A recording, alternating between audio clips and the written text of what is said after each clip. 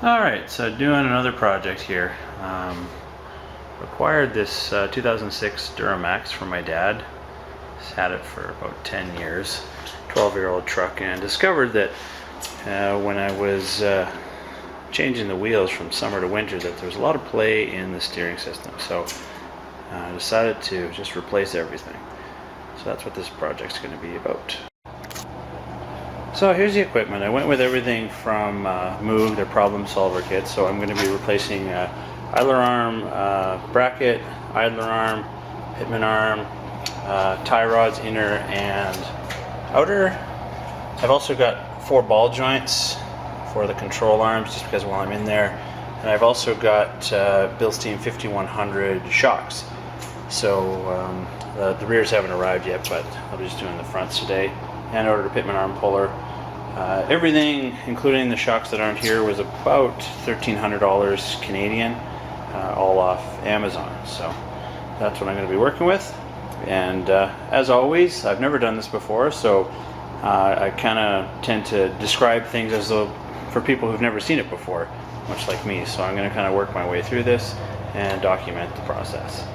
And I'll give you a list here of the various parts as well as part numbers before we proceed.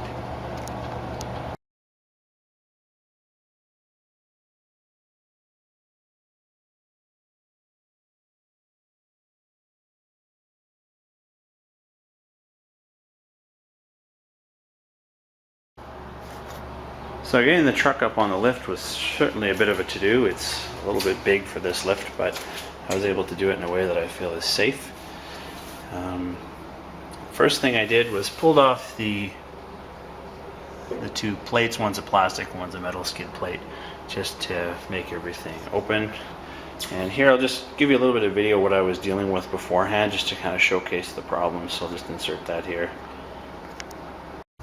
See how much play is in there. This does not seem right. The other wheel's on the ground. The whole thing kind of moves. And if you have the wheel on it, it moves even more. It's just wobbled.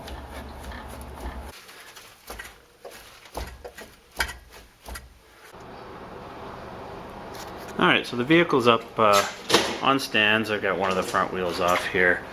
So you can just kind of take a look in here. So that is the steering box right there. That has been replaced on this truck, and it actually looks like it's in pretty good shape.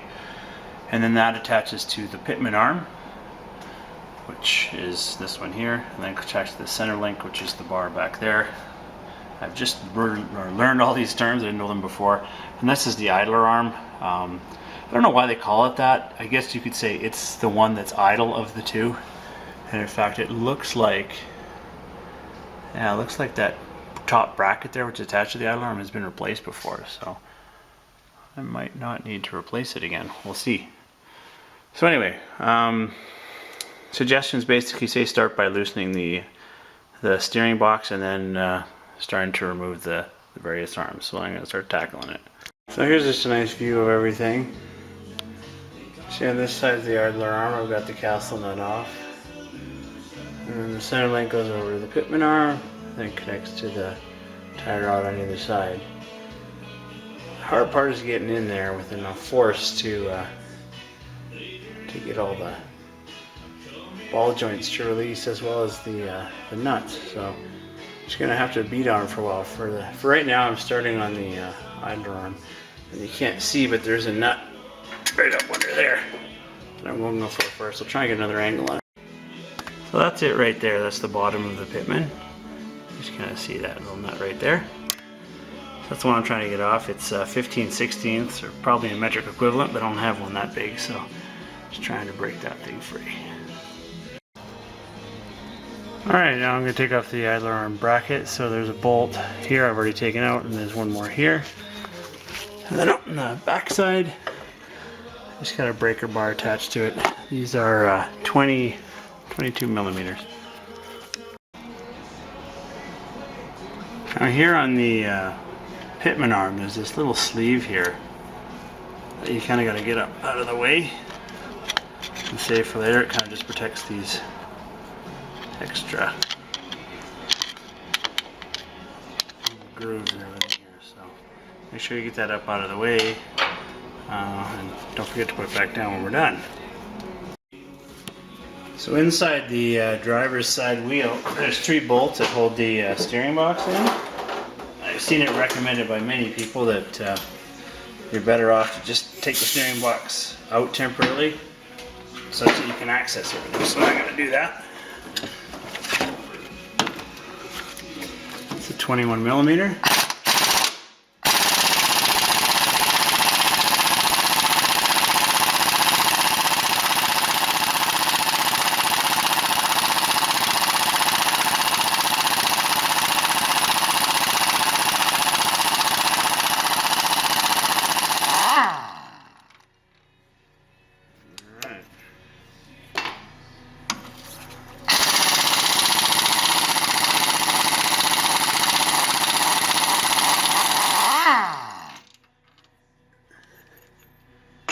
There's a little bit of penetrating oil on those, just so you know. Nah, gonna need a smaller one for this.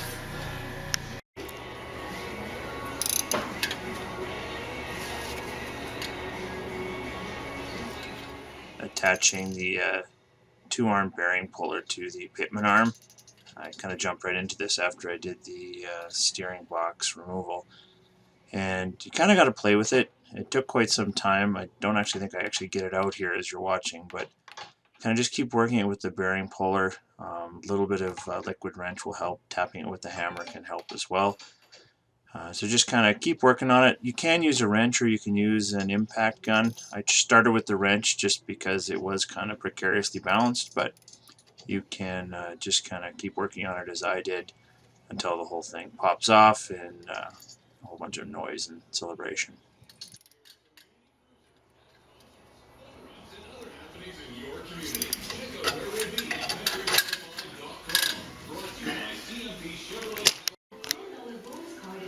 Alright, so I used the bearing puller here and the impact gun. Eventually made a big explosion and came off. And since I've already removed the idler arm bracket, I just kind of got to work this out of here somehow. Oh dear. Keep watching what I'm doing, camera.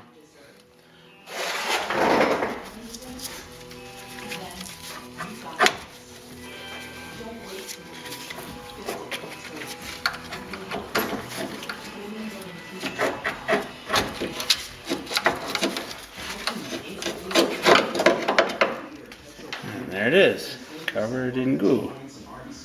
It definitely looks like this this piece here, whatever they call it, the bracket, just definitely been replaced once already, but I got another one, so I guess we'll do it. Alright, now back over to the Pitman arm. I've got the 1 5/16 wrench on here.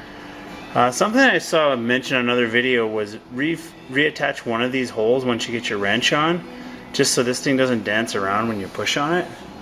We're going to see how that works.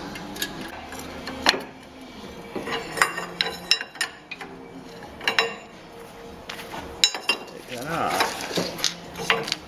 So if you wanted to do this with a socket, I think you'd be out of luck. Your best bet is to get the wrench. I ended up buying both. Always return the one you don't use.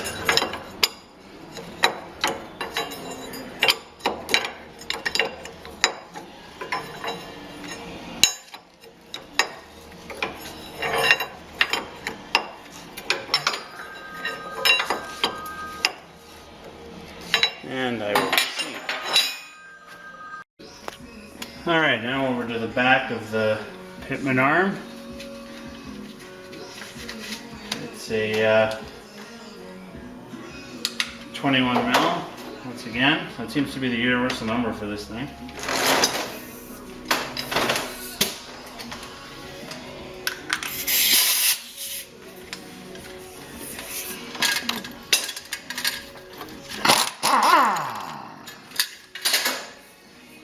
Just like that.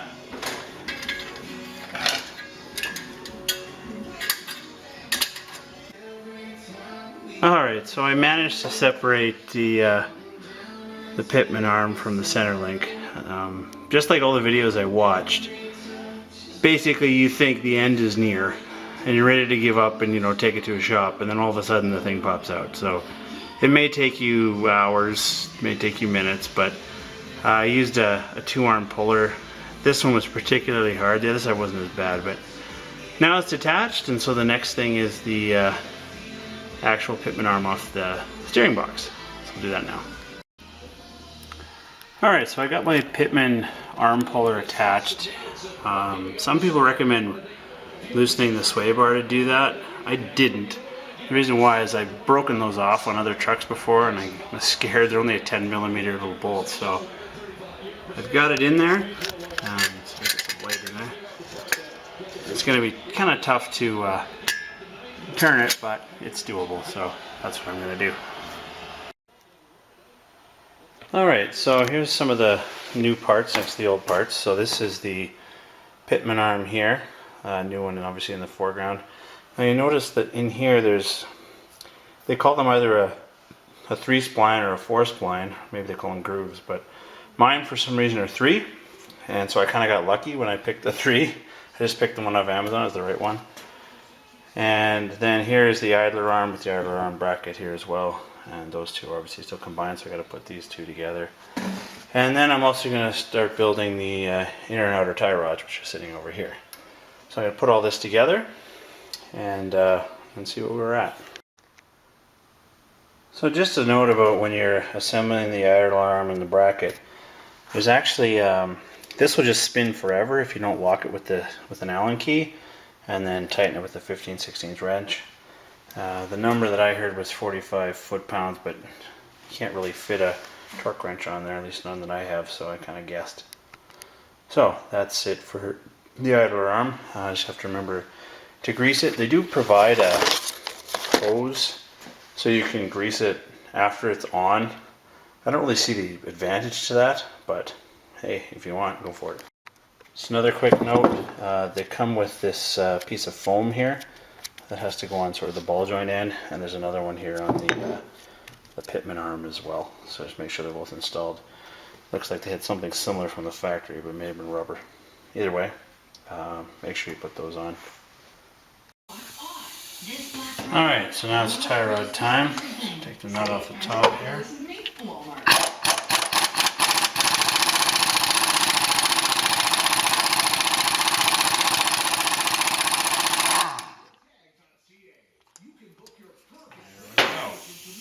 Play the separation game again. Alright, just because I have it, I'm going to try this one. Naturally. It's a different size. That's fantastic. This one's that size. Oh. Alright, regroup.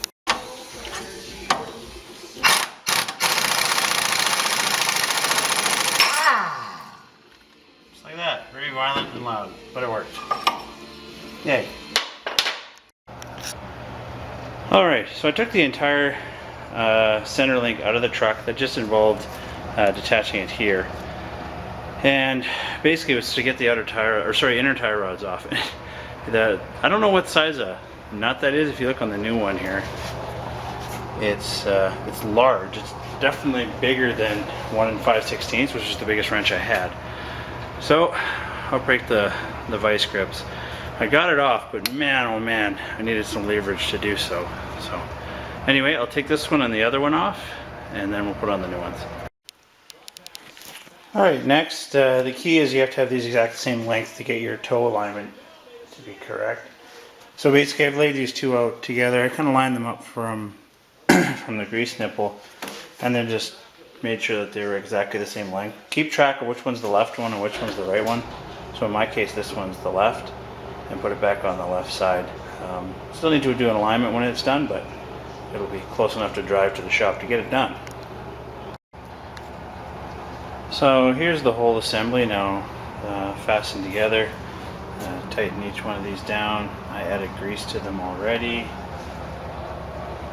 There's the other one there. So I haven't greased the ends yet. I'll do that once it's on the truck. Has a lot to do with the fact that I'm out of grease more than anything else. And again, these are set to the right depth setting, and I'll kind of firm them up once they're on the truck. So while I'm in here, I'm going to take the opportunity to change the shocks. I picked up a set of Bilstein 5100s, which are pretty highly recommended for this truck. Pretty affordable considering about 125 Canadian each. The old ones are stock, 12 years old, so you can see they were definitely due. And it's really just a matter of a bolt on the top and a bolt on the bottom, so it's pretty easy once you have everything disassembled. Alright, so I slip this in there, this piece on the bottom.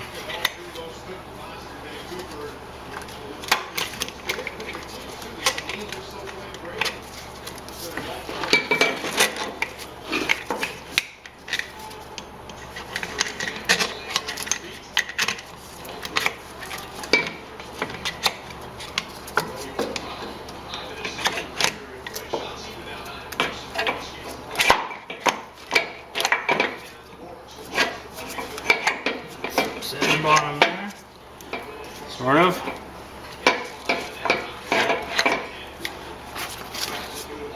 And then the top piece is this one here.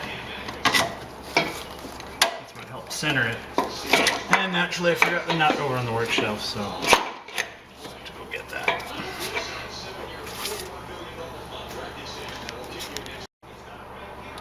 Alright, to fasten it down, this is a 17 and a 6mm, so it's keyed on the top. Put that one on. You probably can't see this very well. Not going to tighten this all the way yet. Not actually sure what torque setting I have to do. I'll look that up in a minute here. But one of the easier parts of this job, that's for sure. There we go. And then next on the bottom side, which I'll try and get a better angle at here. And that's the bottom side there. Alright, so now I just put the bolt back in. Actually, that's where the bolt came in from this side.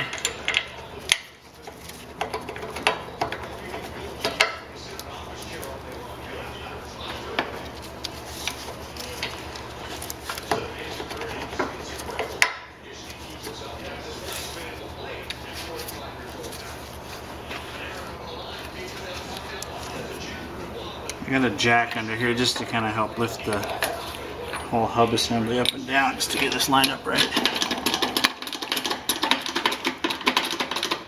that helps. There we go. Come on.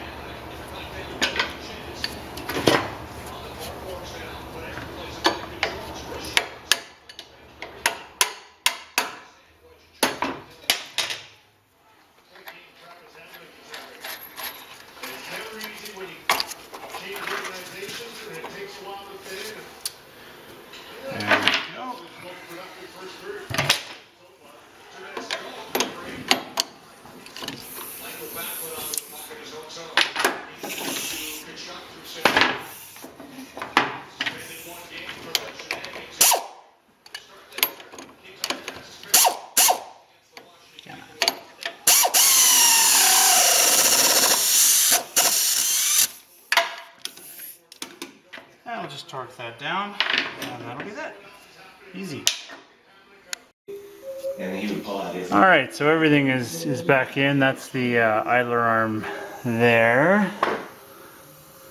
I put it in with nothing attached just to get it all fitted into place. And then on the Pitman Arm side, same deal. There it is. Again, it was the 3-tooth one. And then sitting on the link, center link there. And then I put in the bolts there from the outside there, just started threading them in. So everything started in nice, and I'm going to just basically start tightening everything down. Alright, so the Pitman Arm, everything is on, tightened. Just you tighten basically as tight as you can. It's supposed to be 174 foot-pounds. But, you know, you just reef on it. Hopefully the truck doesn't fall off the lift. And trying to get this boot back down, which takes a little bit of effort. And on the other side, same thing. You know, really tight on that. I think it's 140 foot-pounds on that one. And then we'll swing around to the back. Alright, so I got the castle nuts back on, tightened down to 45 foot-pounds each, cleaned everything up in there. Made sure to grease all the fittings, there's a whole bunch of them on there. And I attached the one outer tie rod on there, again 45 foot-pounds, and just got to finish the last one there. So everything under here is complete, outside of a little bit of an alignment I'm going to do at the end. Alright, everything's back together, torqued down, greased up. I think I got all the greases anyway. So now I'm just going to put the wheels back on and just kind of do a sanity check on the alignment. And try and think if I forgot anything. That'll be it. Alright, lastly here, set up a stringer on the truck to test the alignment roughly, so it's running on all four sides. And if you kind of look here, so it's touching at the front, and then it's not touching at the back. It's kind of hard to see. It's not touching at the back.